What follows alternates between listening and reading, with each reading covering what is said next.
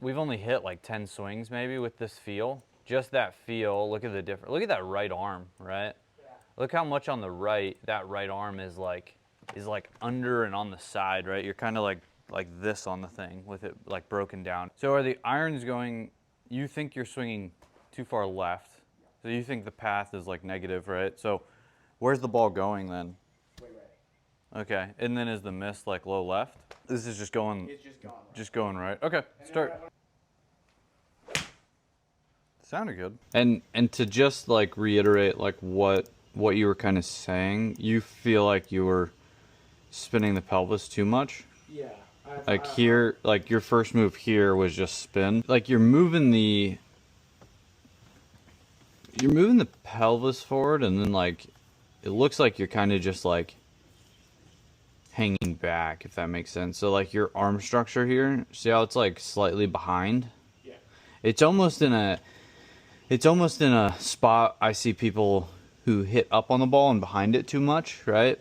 In this feel. So that's why I ask if it goes high, and that's why I ask if it chunks, because this makes it seem like you would hit behind the golf ball. Now, the ball position is pretty far back in your stance, so that's potentially how you're saving it. So this is Max Homa on the right. Look how far up he has that ball position compared to you, right? See if we can get this arm structure to look more like Max's, right? Where at impact he's much more like ahead, right? So like, I don't know if you've ever heard me say like I call this arm structure a pizza slice, right? Okay. So like right now your pizza slice, we can see your whole left thigh.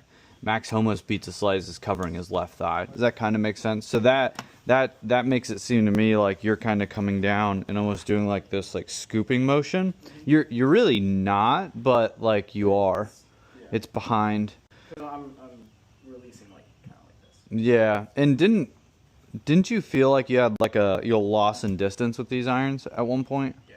Still, still kind of. It could be because you're adding too much loft at impact because of this position. I think you're doing this as a. I think you're doing that to make up for the ball position. Okay. Does that make sense? Yeah. So we're gonna mess with this a little bit and go from there. Okay. So I would say the next couple times you go to the range, just set up this T station. Have you ever done this before? No. Gotcha. So it's just like super simple.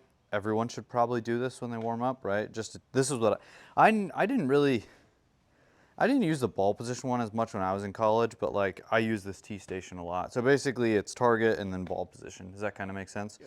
And then from here, we're just going to work on where you need to basically put the ball in your stance. So right now, you actually, I'd say even have it favoring the back foot. Is that fair? Yeah, it's probably not back, but it's favoring middle to back, right? But you are correct. The further up the ball position, the more left we can potentially swing, especially if you're spinning the hips too much. Does that make sense? So when you set up in here, just super simple with, like, this is a 7-iron, right? Yes. I can't ever tell with your clubs. So 7-iron here, I'm just going to feel like I am a club head plus a golf ball away from that line, right? So it's further up. Maybe you can think under your left eye. So I'm right there, boom, and then we're gonna go for it from there, okay? So I just wanna see you hit a few of these in this position and see what the arms look like, okay? Do like the check, right? So do it to your back heel. Back heel? It's easier, yeah. So scooch up more. So it's a club head plus a ball away. Yeah, so it's about like, it's probably A little more. One more? No, this way, sorry. There you go. So yeah, club head plus a ball. Good, and then approach it. Good, and then whenever you're ready, go for it. Still a little close to the ball. Scotty Scheffler falling all over the place. Yeah, you're still getting a little behind it. That's all right. Cool. Keep going. Ball position goes, so like this is based off a 7-iron, so a club head plus a ball. Let's say you go to a 9-iron, right? Just move another golf ball away, or a half a golf ball, right? Just adjust that way. And then driver wise, I usually tell people about a golf ball away. Will that be, well, for my 9/8 pitching wedge, wedges, is that going to be same for all of them? What clubs are the same length? Those clubs. 7 is like a quarter inch longer. So It's 7. I really think the 7 should have been the same length. yeah. But it's just barely longer. I would say everything that's the same length, probably put it in the same position. Okay. and then the longer you get, so 7.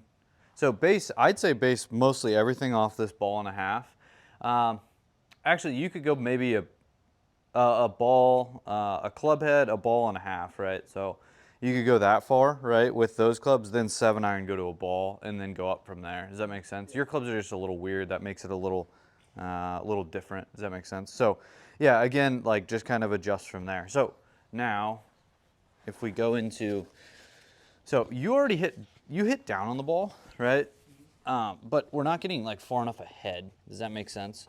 So this training aid, it's like a little foam ramp, right? So this is just to give you the idea of like moving down more. We're actually gonna feel like as we come down, right? We want to get our hands through the shot. So like imagine there was like a tree limb right here, right? And we're under a tree right now, which hopefully you're not, but imagine you're under a tree and you'd have to hit this shot, so you'd need to punch it and finish with the club low and the hands high, right? Because you want to de-loft it. This is going to help us shift your low point further forward and shift those hands forward, what we're looking for. Does that kind of make sense? So we're here, right? And I want you to feel like you hit it and finish like this. Does that make sense? So here, right? And then finish just like that. So that was a little high with the hands, right? And you don't even need to hit it that far. But what we can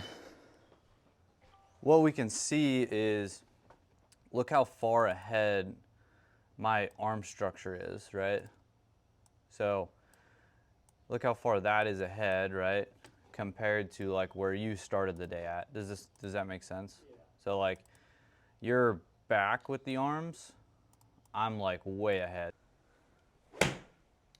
Give me one more of like this shoulder to shoulder and really feel like it's a punch shot, like you're hitting this thing like skipping it over water, right? Yeah, you just went down a ton. That's all right. You went down a shit ton. So now, right, people ask me all the time when they're doing this drill, like, how do I actually take a full swing? Like, all it is 1, you swing the club back further. 2, you still feel like you're holding it off. Just once you get here, you allow the club to lift up in the air. You don't hold it off. Does that make sense? Yeah. So I want you to try a full swing, but feel like you're hitting it low. Does that kind of make sense? Yeah. So still get this like hold off feel, but then you just allow your arms after impact to kind of lift. Nice. That looked pretty. That looked pretty though. Down 6, ahead 5. Let's see. I mean, that's better. So if we just compare that to earlier, right? So the one you just hit, right? I'd say we're a little bit more ahead. The one over here, we're definitely further back. Yeah. So like, just in like we've only hit like 10 swings maybe with this feel. Just that feel. Look at the difference. Look at that right arm, right? Yeah. Look how much on the right that right arm is like under and on the side, right? You're kind of like this on the thing with it like broken down. So just allow the arms to lift at the end. Yeah. That was really good, dude. Does this apply to driver? What do you think? Well, not the head part, because we worked really hard to get rid of that. Yeah, I would probably say the driver, you don't need to worry about this feel, right? Because for you with driver, we need you hitting more up on it. We need you like accelerating the club head. Still a good ball.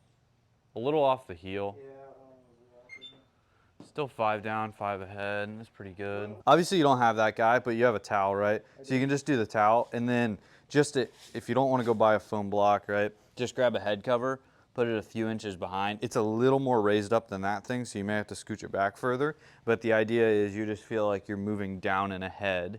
And then I'd say like practice-wise, you should probably like basically like set up, and you should do 1 rehearsal before everything, right? Just feeling this motion. Doesn't have to be fast. Again, feeling like there's a tree limb here. And then basically step up. Your practice should just be step up and hit a bunch just like that, right? And then as you keep going, right, you're just gonna keep working up and up and up until you basically allow the arms to move up. You almost wanna feel like you're hitting a knockdown shot for the foreseeable future. We're taking dynamic loft off, so we're de-lofting the club more into impact, so that should, in a sense, help you hit it further. The spin numbers should kick up too. I don't know if your spins were low, but they should kick up.